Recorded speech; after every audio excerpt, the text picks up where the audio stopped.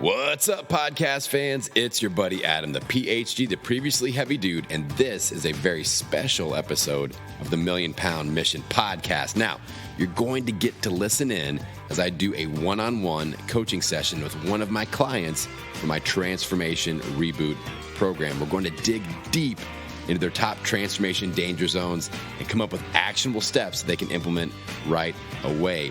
And you need to listen in and you can implement those same steps to get better results for yourself. Now, be sure to hang out after the episode to learn how you can do a free 10-day trial inside of my Transformation ReBoot program. All right, let's dive into the coaching session.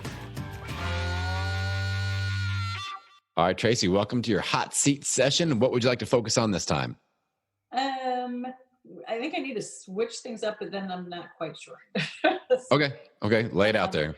Okay. So I've been playing with basically the same 10 pounds. I lose it, I gain it. I lose it, I gain it. And looking at it strategically, like you've taught me, I think though, it's because I haven't been working out as much. I mean, some of it's my diet. I mean, I'm consistent, but then I'm not all that. I'm overall consistent. But I'm not just like to the letter like I used to be. But the thing that's changing the most is, I'm not working out as much. So I think maybe that's what's doing it. But I don't know if I need to change things up as far as my plan, my keto. I don't know. Yeah. Well, okay. So let's just use this time to lay out the exact plan and try to get all the variables locked in. So we have consistency for a 28-day segment. And then we can see like, okay, what do we need to tweak from here? How's that sound? Yeah, that sounds fun. Because gaining weight, like if you lose 10 pounds and you gain it back, it's not going to be from a lack of exercise for the most part. You know what I'm saying? Like I'm not going to gain 10 pounds from not working out for 1 week. You know what I'm saying? It's going to be because of my food. Right. So I would say, all right, let's lock in tight with keto. Well, first off, I mean, do you have any like travel or anything that would throw us off for the 28 days? No. Okay, good. A quick weekend trip to Chicago, but that's not. Okay, yeah. No like spring break action or anything like that. I wish. I'll be thinking of you. So what I would do is say, okay, let's really dial in tight keto, 100%. And we've had great results with that. Let's just really lock in tight. And then like, what would you say is a realistic amount of workouts per week? Like how many hours per week do you think you can pull off? And not like, I don't want you to just run yourself into the ground, but what do you think would be a little bit more than what we've been doing and what we can realistically be consistent with? I can do probably 4 to 5 hours, 5 hours. Okay. Well, let's just say 4 hours. And that way we've got a good just base. And if you do 5, that's great. And I like that. You'll have 2 to 3 recovery days. That's perfect. So yeah, let's just do that. And let's look at the next 28-day cycle. Let's book those in advance. That way we've got that. All we have to do is show up. I know your work schedule shifts around, but I know you've got that in advance too. So you've been doing a lot better job of kind of, managing around that. So that's good. And and then you've got your recovery days built in. Now, cheat bank wise, if you really want to, play this thing out with more of like a sprint mindset, I would set a rule up, maybe 2 cheat meals, but make sure that you've got somewhere in this 28 days. I want 14 days in a row, no cheats. Okay. All right. Mm-hmm. I think that would be a good foundational principle. And then with your weigh-ins, let's just book those in advance. So you get a couple, beginning of the 28-day cycle, 14-day, and then 28-day. And that way we can really see what's going on. We'll get measurements and stuff like that. And I think, at the end of the 28 days, we'll have some nice momentum built up and we'll see what the actual data is. And if we need to tweak things with, your macros or calories or something like that, then we can start, messing with that a little bit. But I think let's just use it. I think you'll get very positive results out of this. I know you won't get negative results. I know that.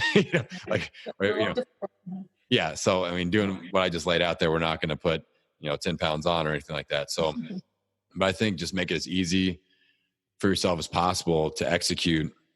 That way you just roll right into it. You've got things booked and it won't go perfect. Like we have to realize that you'll have to cancel a class here or there because something will come up. You've got children, you've got work responsibilities. You are a normal human being and things happen. So but you're doing a really good job of using like these calls. Like you don't miss a month with the hot seats. You're here plugged in, and you stay in front of the group, you stay in front of the information, you use the community really well, you use the gym well, it's, so you are using the tools that you have access to. So that's like a huge advantage, because I see so many people that don't, they're inconsistent with that. So this is always a nice reset of each month. We get to chat, we get to put a game plan in place, and is it always perfectly executed? No, but it's better than not having any plan at all and just floating around going, well, I hope this month works out better than last month. So no, but I just wanted to pay you that compliment, because I think you're doing a really good job using the tools. And I love that you sit in your bathtub while we do these sessions. Yeah, it's like the only quiet place in the house.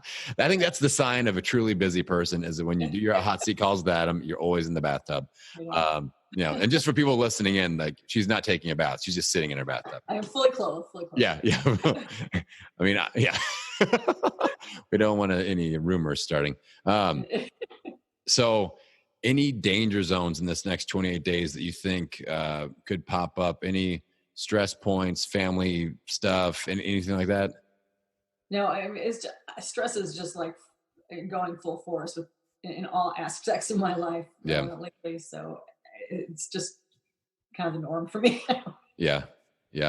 Well, I mean, if you feel like stress is kind of riding high right now, to make sure that, so you had mentioned like 4 or 5 hours per week working out. Maybe we make it 4, and that extra hour we, used to implement mobility, meditation, invest in you, reading time, stuff like that. Like some of those things that will help you manage your stress and kind of replenish your willpower a little bit. So I would much rather you do that, where you have 4 hours of consistent working out, use that extra hour time, maybe you drip in some meditation, anything that just helps you de-stress a little bit to kind of refill the tank. I think that would be, time well invested. So, and that's hard to do a lot of times. Like even I struggle with the mobility things. I shoot for 3 hours of mobility a week, and because I've just beat my body up for 20 years and I have to do that so I can just move around and do my job. But, but I still struggle with, it's easy to be like, not going to do mobility today. I got to do all this work or this other stuff. So, figure out a way to schedule it in advance if you can. And I know if we got, like the Friday morning class at the gym, you could use that to your advantage, or maybe you meet up, a buddy like Lisa at the gym or somebody like that. You can do some foam rolling before a class, little things like that will make a difference, and try to add some accountability to it. Or other group members, just be like, hey, I need to get in, 3 15-minute mobility sessions. Who would be my accountability buddy for this? And let's do it, same day, same time, or whatever. So, little stuff like that to make sure that you get it in, and reinvest in Tracy time. So is the body feeling okay overall? It is. Yeah. I tried lifting I failed today in class. I don't know. It wasn't even that heavy, like 135 or something. And I did it once, and I was like, fail after that. So I just have to remember that I have to work myself back up to it. Yeah. I mean, you were sick for quite a while there too. It's not like, and as we age, we recover at a slower rate from injury, from illness, from high stress periods. Like I'm figuring that out too, where, you just gotta be super mindful of what you just came out of. And it's very easy to be like, well, this is my all-time best, and I automatically default to that, and if I don't do that, then beat myself up about it. But that's, when right now, when I strength train, I'm like, okay, what's the best I can do for today? I know I'm aware of what my all-time numbers are and stuff like that when I lift weights, because I'm just a stat tracker, and that's how I operate. But I don't beat myself up if I'm like, well, that's just the best I could do today. Now, if I'm like at 50%, 1 week, then I'm like, okay, something's up. I'm hurt. I'm sick. My numbers are screwed up. I don't know. But, just being aware of just going in and doing the best that you can do. Not necessarily, we don't want to take it easy on ourselves or go soft on ourselves, or let ourselves get by without a good effort. But, you do a good job. You always work hard, and you're there to play. You don't just, go through the motions when you work out. I've seen you. So I think it's almost the opposite, and that's part of my job with the group, is to make sure people don't beat themselves up mentally or physically. So, I think you're doing a good job. You're doing a good job of both, Tracy J. Anything else that you want to cover real quick? Yeah. What do you think about back to weight, about the set point? Because it seems to me that, I have the one set point for like, years, and then I finally conquered that. And now I'm just like, so is this 10 pounds? I think my body's just fighting me. Yeah.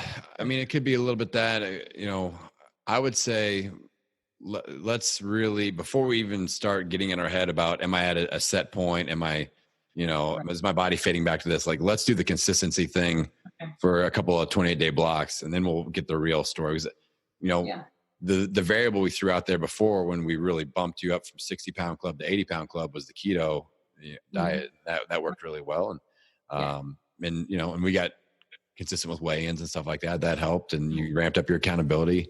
So I think that, let's put a couple 28-day cycles between now and then we can see, the set point situation. But that's an easy fix too, is we just know to manipulate a variable. Maybe we add a fasting day in, or maybe we add calories, or maybe we add a workout or whatever, and we'll see like what the real situation is. So this next 20-day cycle, especially, kind of go back into that experimental mindset of, I'm collecting data. Consistency is important, so we get accurate. I mean, you're a doctor, you know how important it is to have like real data in front of you before you make a hypothesis. So, just go back into that experimental mindset of, we want consistency.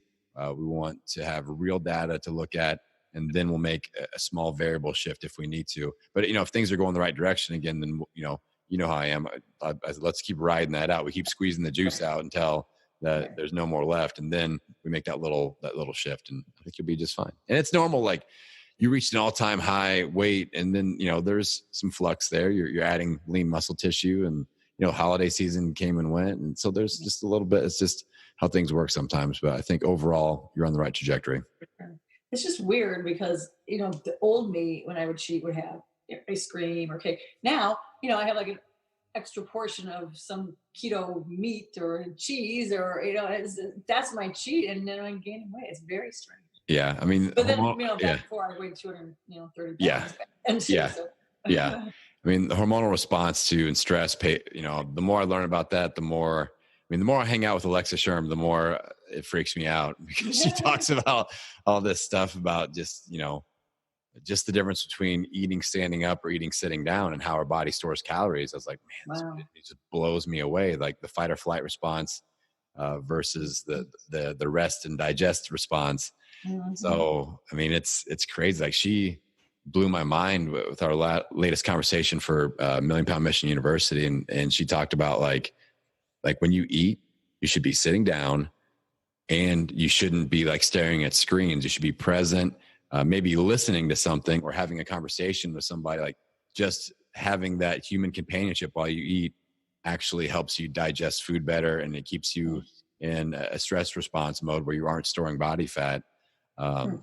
Crazy. It's crazy. Yeah.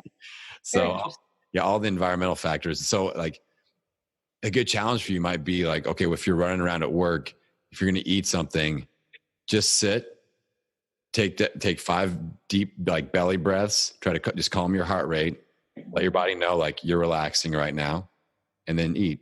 And then, even if it's like drinking a protein shake or something, and then when you get done, try to kind of ramp down again, take 5 deep breaths, relax for a minute, and then you get up and start going again. But kind of just having that mini relaxation buffer on either side of when you eat, and trying to sit down and just unplug for a minute, that'll help a bunch. So, and that could be, that could be something that helps out a lot with just overall weight maintenance and things like that. So, and it freaked me out. Like, I mean, she's just dropped science on me. I was like, oh my God, Alexa, this is too much for me to handle almost. But good. She's a good friend to have. So I'll keep singing her praises. Yeah. All right. Well, Tracy, I think you're on the right path. We got a 28-day game plan. We're going to get consistent. And then the next time we do one of these chats, we can make some tweaks if we need to. Cool. Okay, great.